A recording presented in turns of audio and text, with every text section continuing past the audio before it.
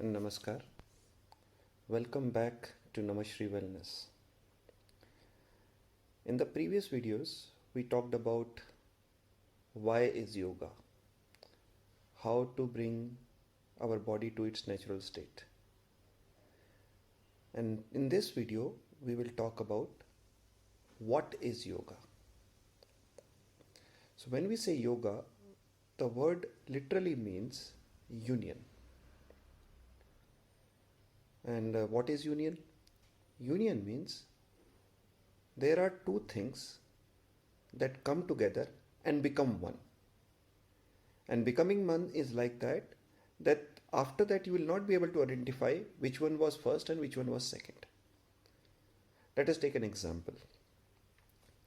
Let's say there are two drops of water, water drop 1 and water drop 2. Now these two droplets comes together and form a bigger drop. After they are united, or once the union is happened, you will not be able to identify which was the drop 1 and which was the drop 2. And that is what is union is. But wait a minute. How is it relevant to our lives? What are these two things and what we are uniting for? So let us try to understand that. So in our real life experiences, we always have two things available with us. One is what is me, and second thing is what is not me, right? One is me, second is rest of the cosmos. For example, this is me, that is water. This is me, that is air. This is me, that is table. This is me, that is tree. So there is always this is me and versus rest of the world. So there is a concept of duality here. There are two. And once these two becomes one, or rather the right way of saying that, once we realize that these two are not two, but it is a one ecosystem, that is yoga. Yoga means union. So again, let us try to understand a little more deeper. When we say this is me, this is my existence is not possible without the support of all the things which are surrounding us. Do you think my life is possible without the water which is flowing over there, without the air which is flowing here, without the fire, without the trees giving me oxygen, right? Without plants giving me fruits, vegetables to eat? Is it possible? I cannot exist. Only difference between me and the flowing river is that I have a cerebral capability which provides me an individual experience, so that I can experience myself individually. Otherwise, I am part of a very big ecosystem which is called life.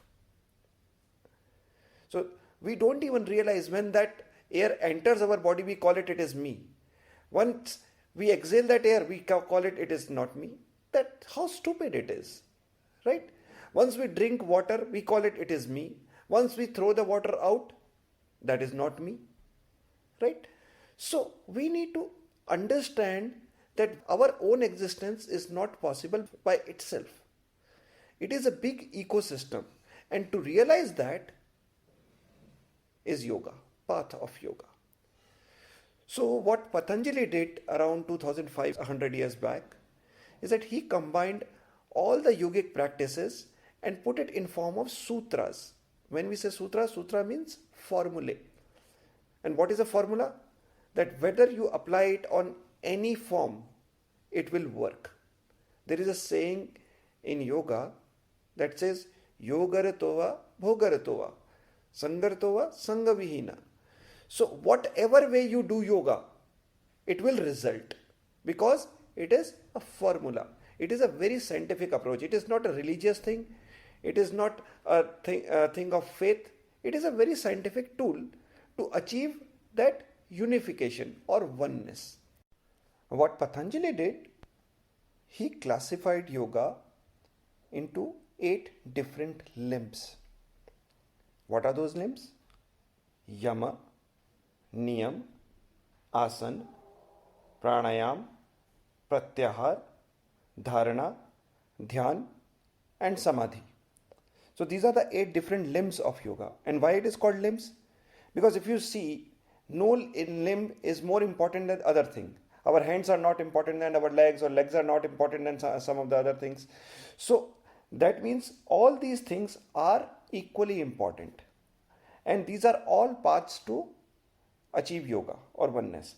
And he actually went into great detail to describe each and every limbs of yoga. For example, in yama, there are 5 types of yama. And what we will be doing is that in the subsequent sessions, in the next session, we'll explore all different 5 types of yama and how we can actually implement those yamas in our lives.